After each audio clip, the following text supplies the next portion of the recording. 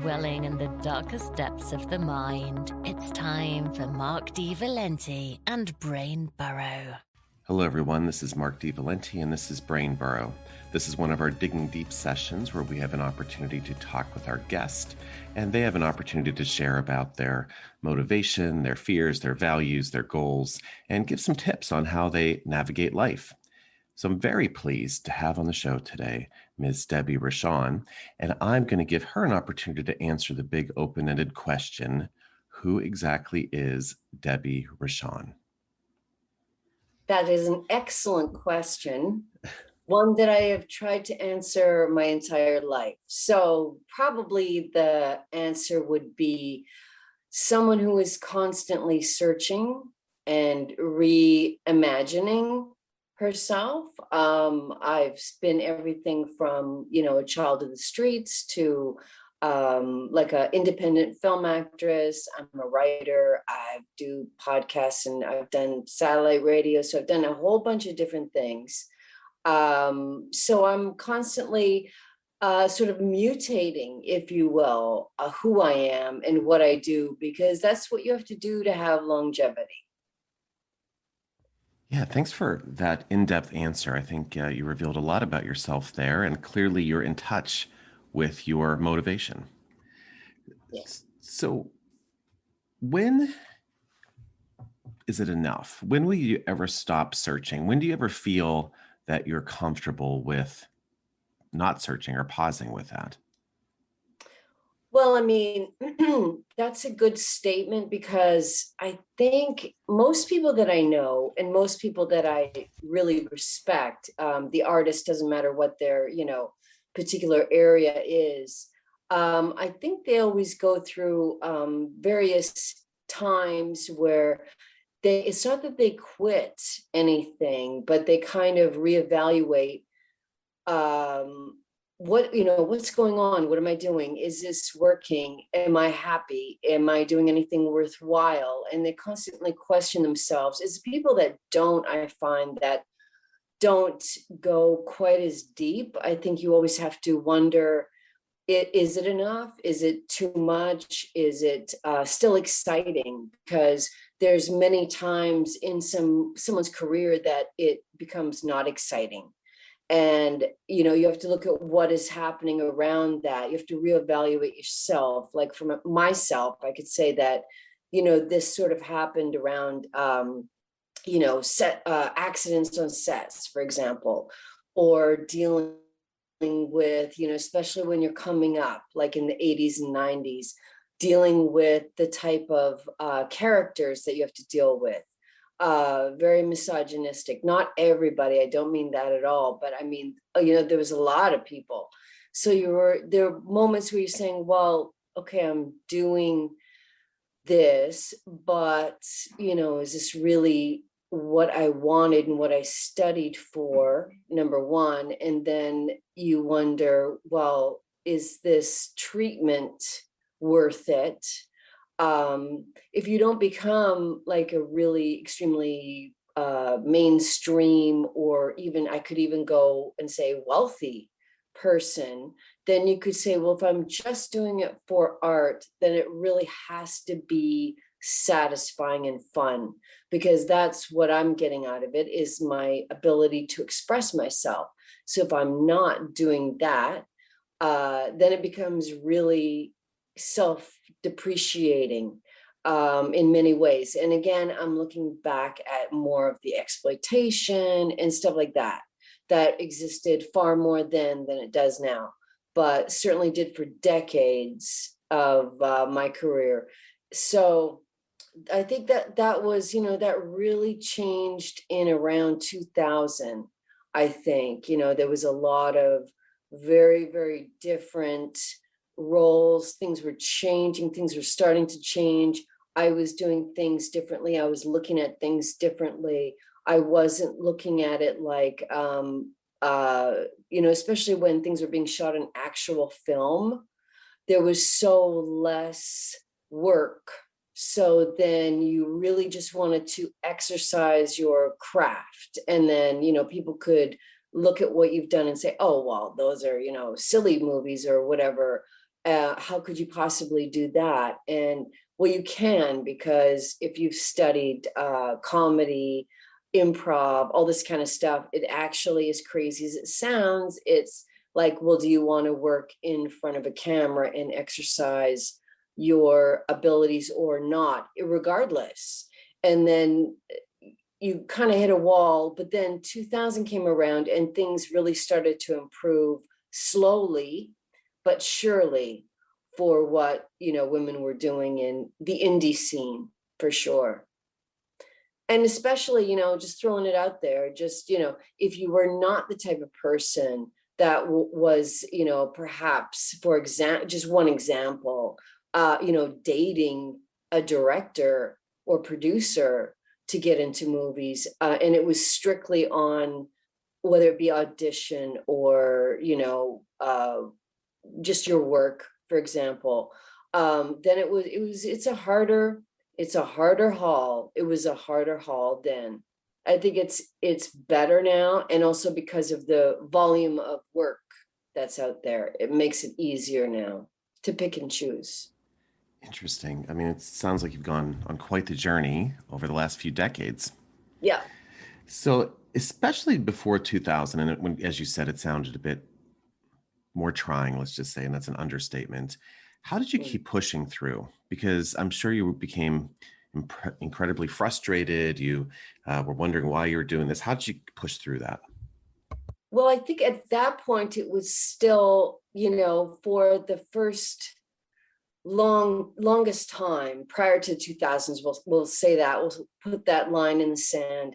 I think it was really riding on, like, between when you're studying and then also the excitement of being working on film. So that really goes a long way, to be working at and succeeding, whether it be in tiny ways or larger ways, to do what that you've always wanted to do and what you've studied to do, and just to be there and just give it your all, regardless, and not have any sort of role models or mentors around to say, hey, try this or that, or maybe, not having anyone, like, I remember having a manager who was, she was an agent and then she turned into a manager.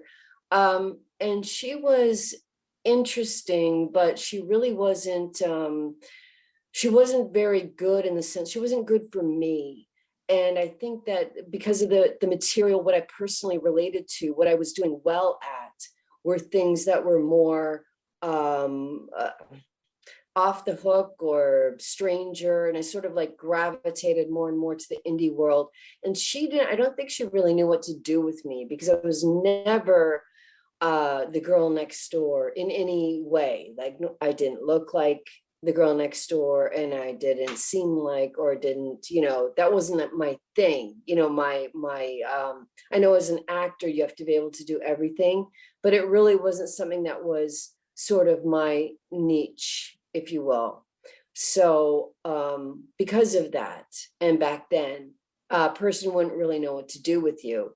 So I think that's when I became more and more engrossed, if you will, in the indie scene and that kind of material.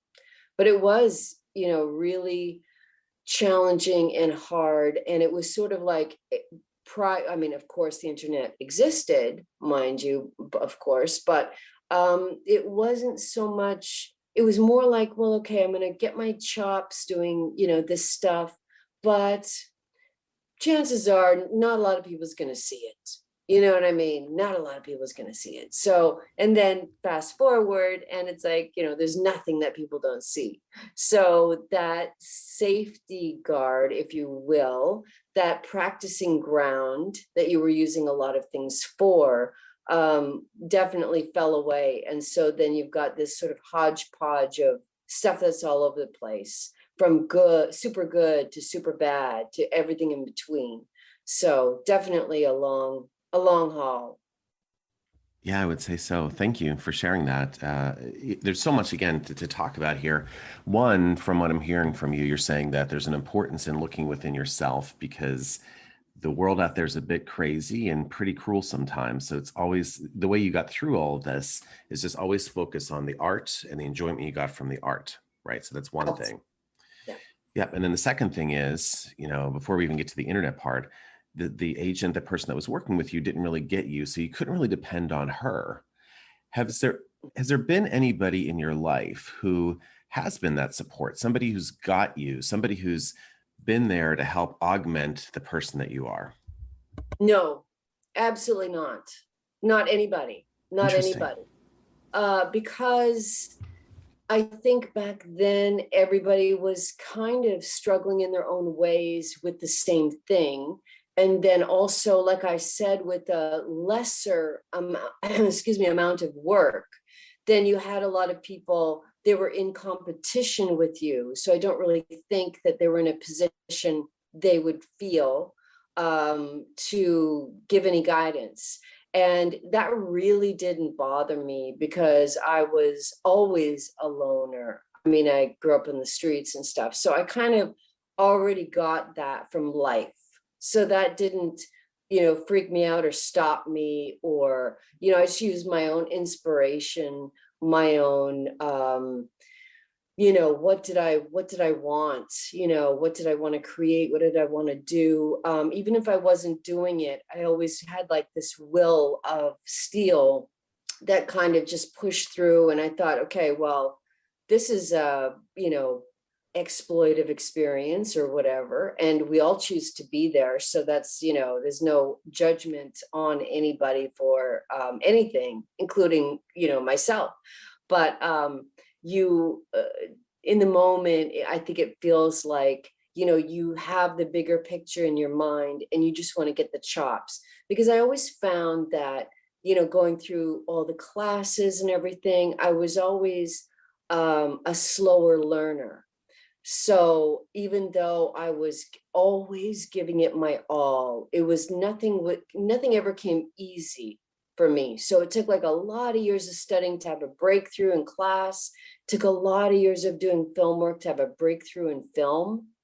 And so that's kind of the way it's always been with me. It's never been, oh, I just try something and it just works. It's never been that. So because of that, I kind of know the feeling and how to deal with it a lot. If that makes sense. It makes a lot of sense. And, and I know I've seen other discussions and other interviews with you where you've talked about your life on the street. So I, definitely want to talk more about sort of how has that shaped you? And it sounds like it's shaped you a lot and almost prepared you for this life of, doing this by yourself and really almost pushing through, because a lot of people look at actors and say, oh yeah, anybody can do that. But in reality, it's a lot more than that.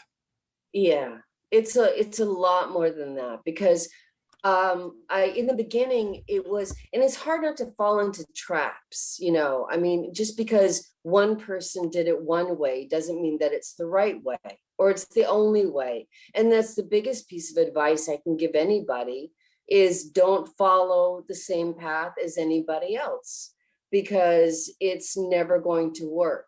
What worked for one person will never be perfectly repeated and successful for the next. And that's why you must find, how am I different? Why am I different? And how can I use that?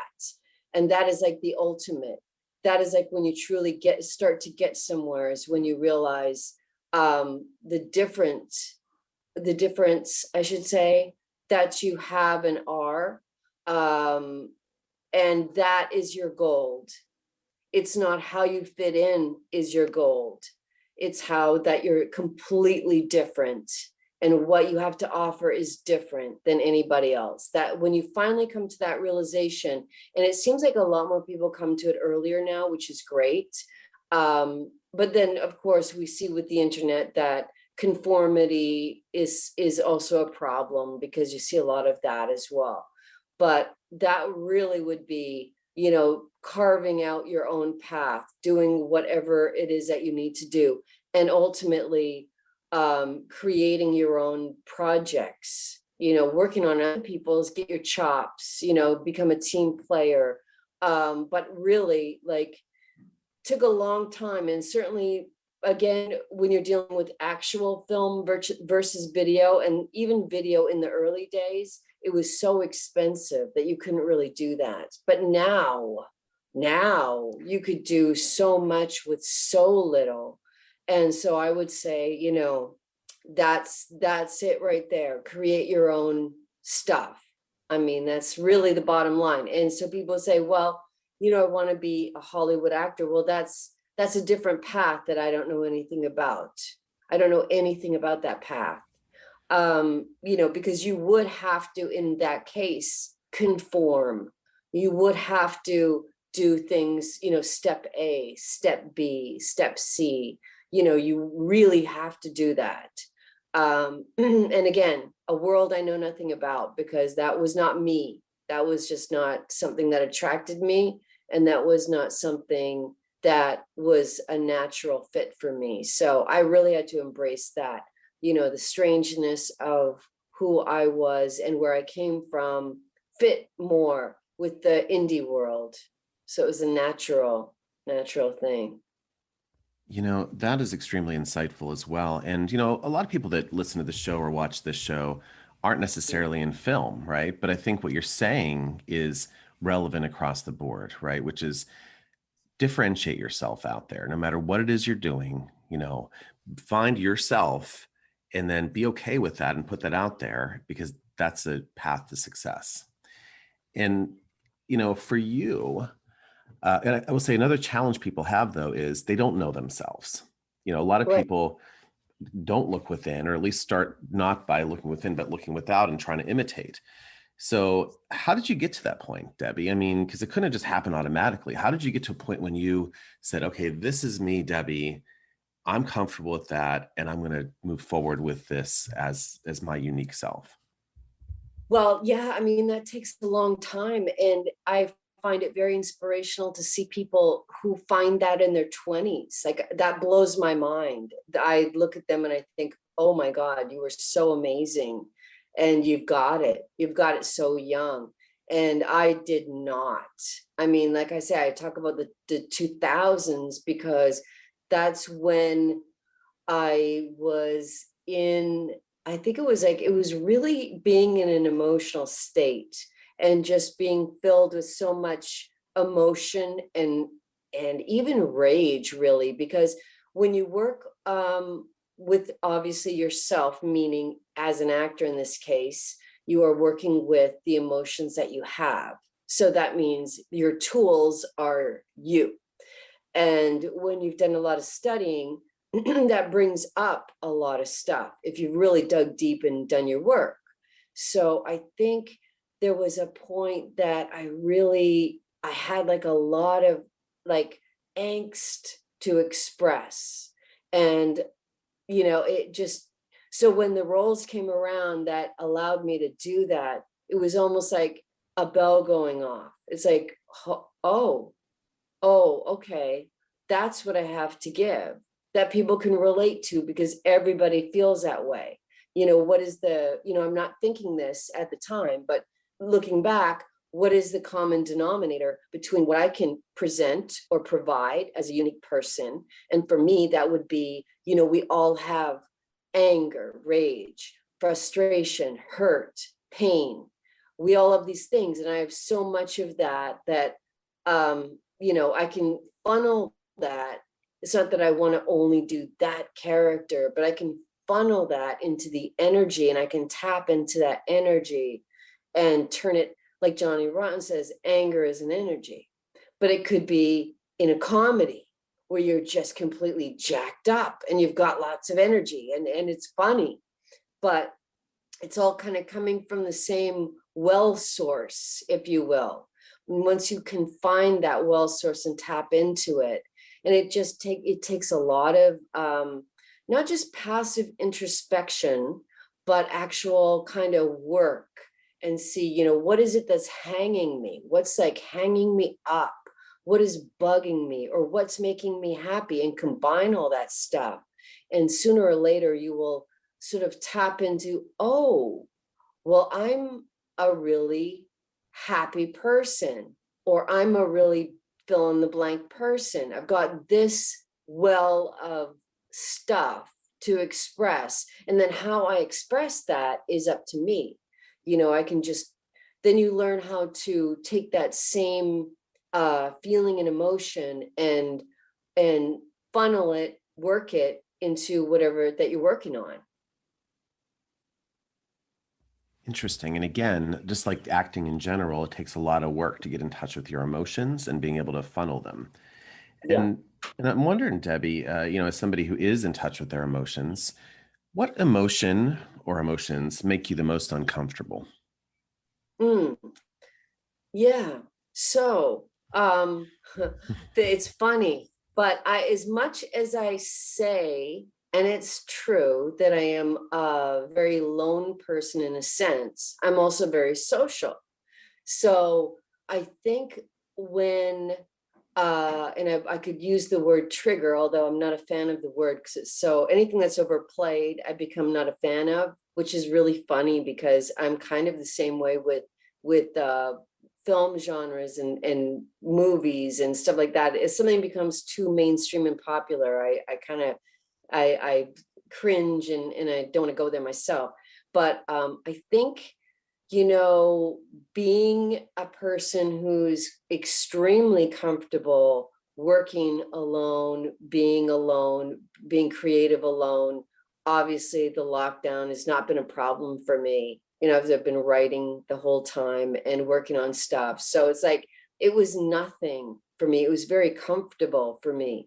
I think like when you get into cliques and groups and people deciding who is well, I don't want to say cool because I really don't care about that, but for lack of a better phrase, like either worthy or part of the group in quotes, when I come across that kind of stuff and I see that, oh, in order to either work with this person or be a part of blank, this seems to be important. And so then I find that very depressing. I find it very depressing because that's, when I was coming up, and I'm going all over the map with your question here, so I hope that's all right. But when I was coming up, it was very much about, being alone, unless you were going about it a different way, we'll put it that way. So when I see cliques that are not all inclusive and that people kind of do the gang up thing. So we see that a lot nowadays. And so that's a personal pet peeve of mine. And I guess that gives me a lot of, I would say anger, but I don't even know if it, touches me that deeply. It turns me off. That kind of behavior really turns me off because, I don't think that you should be worried about a group or being in a group. And I don't know what on earth you asked me and how I got here, but hopefully this somehow went all the way around to your answer. Yeah, No it's okay. That's why there's no pre-scripts here. This is all just conversation. Yeah. No, and it's again, the original question was, is there a specific emotion, that makes you feel uncomfortable? Yeah. Yeah, but again, I think this actually delved into something pretty important here, which is what you're talking about, that groupthink of, as being a big, again, use the word trigger, right? But it's something that does evoke a certain emotion in you whenever you see that behavior. Absolutely. Right. Yeah. And that would be it. I think that's the answer. A little bit of a general answer, but anything that is not, independent, but everybody could say that they like an independent, be it film or music or whatever, but are they actually behaving that way? Or is it, again, the kind of mob scene or the falling into line? I've just never been interested in that sort of thing. And so, yeah, the whole cancel culture idea, the whole idea of it is that people could gang up on somebody and I'm not talking about, the big ones that deserve things. I'm talking about, this ridiculous somebody could say something and it just be taken the wrong way. And it's like very much against what these people are apparently standing for. You're basically just bullying. And so that, I think that makes me really mad, because it always has. I've never liked it. I didn't like it on the street, and I didn't like it working in film, and I don't like it on the internet. I don't like it. I don't like people bullying and being thought police. I really don't. Yeah. First of all, thank you for sharing your very raw feelings on this. And I think it's apparent, right? This is something that causes those feelings in you. So why do you think that it evokes such an emotion in you? Why is the idea about ganging up, bullying evoke that in you? Well, I think because I've gone through it so much. I have gone through it in like every possible way that a person can go through it, like both physically, emotionally, and even working in the indie scene. I feel like there are, unless like even people who like, whether they call it horror, just horror movies in general, or they call it indie movies, they still have a bar that if you're not part of, or you're not in that particular echelon, then you're on the, I'll put it in quotes, out, if you will. So I don't like that, because that is not a space of creativity.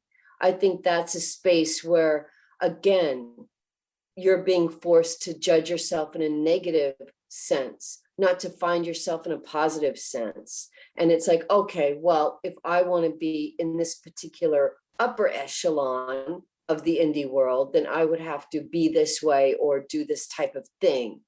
But there's groups or group or whatever the case may be that may or may not find you worthy of such an inclusive, group, if you will. So then that group that's supposed to be indie and open-minded and, just worried about the art and the creativity, then becomes the very bully that you were avoiding in the first place by working within that world. So I just find that it is very annoying. And so you're constantly having to recalibrate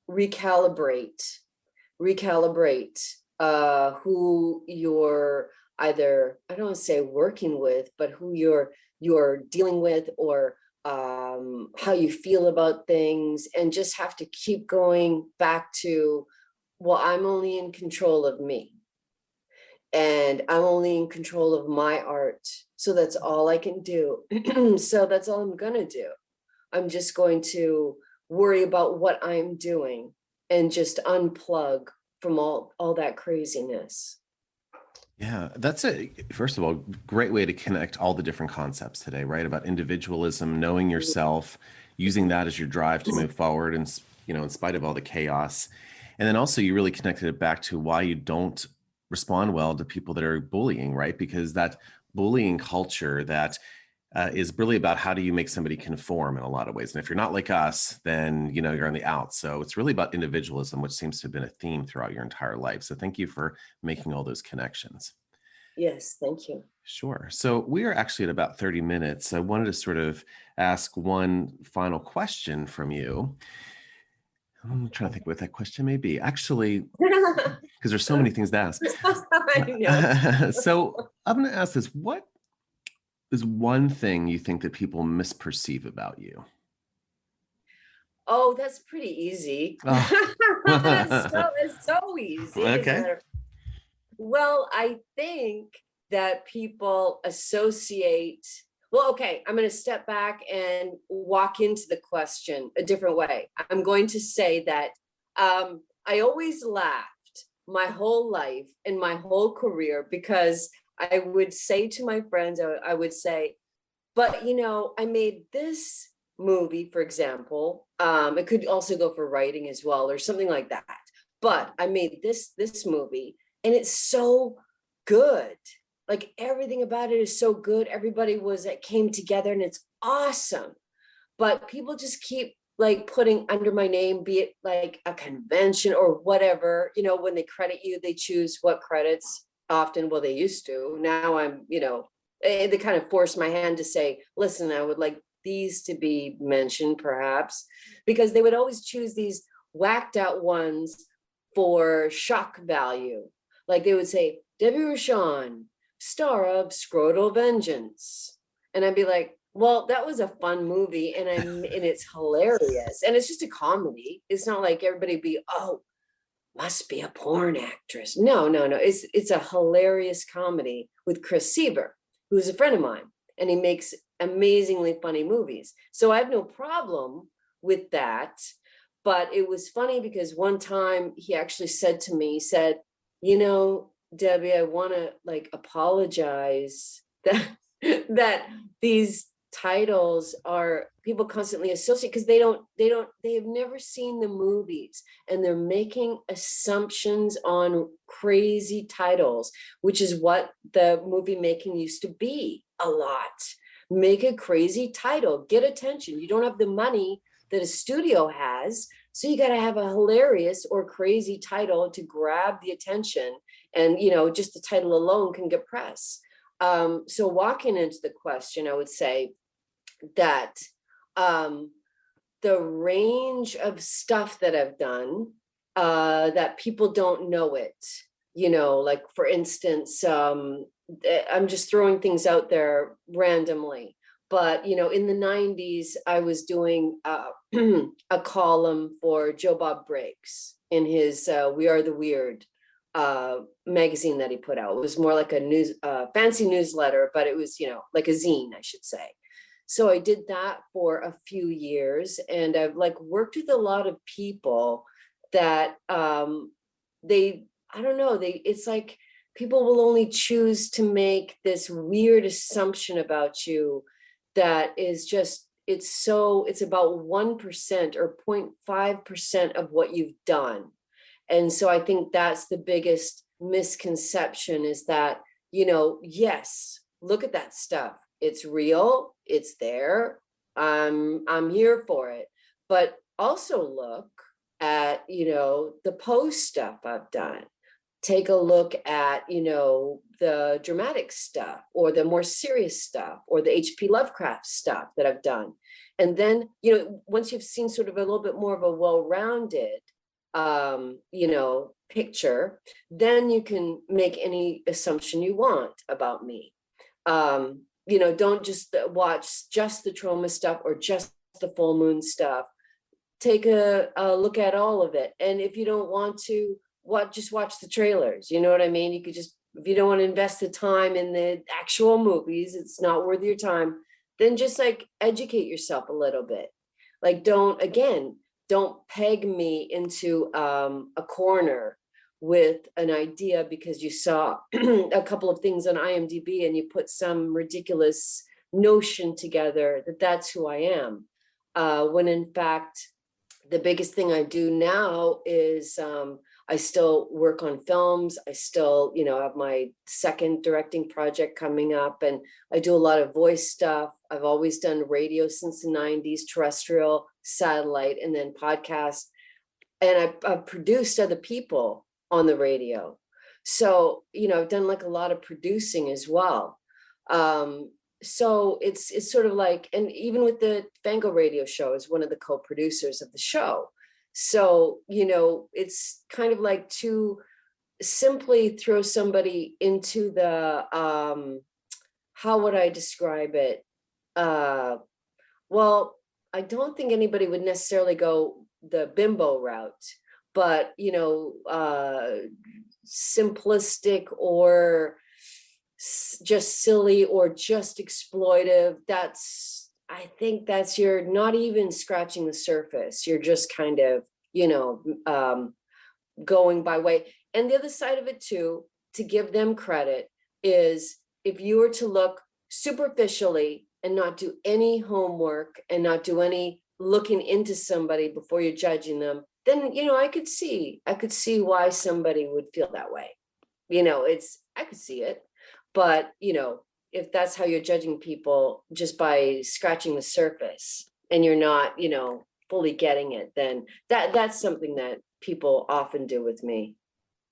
Thank you. That was extremely insightful. And again, it speaks to the theme throughout this whole discussion, which is about your individualism and the complex, wonderfully complex person that you are. So I think that was extremely helpful to hear. Thank you.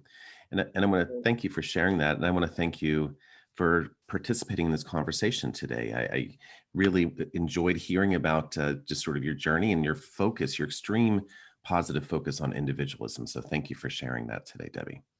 Thank you for having me on, and thank you for your patience. This was 10 years in the making. No, I'm kidding, but I'm only half kidding. Thank you for everything. I appreciate your time and being on the show. Yeah, my pleasure. And again, enjoyable conversation. So, and I want to, of course, thank the listeners and the viewers out there who are tuning into Brain Burrow. And on behalf of Debbie Rochon, this is Mark D. Valenti. Have an amazing rest of your day. You just dug deep with Mark D. Do you want more? Follow Mark on Instagram at Valenti Horror and subscribe to the Brain Burrow podcast.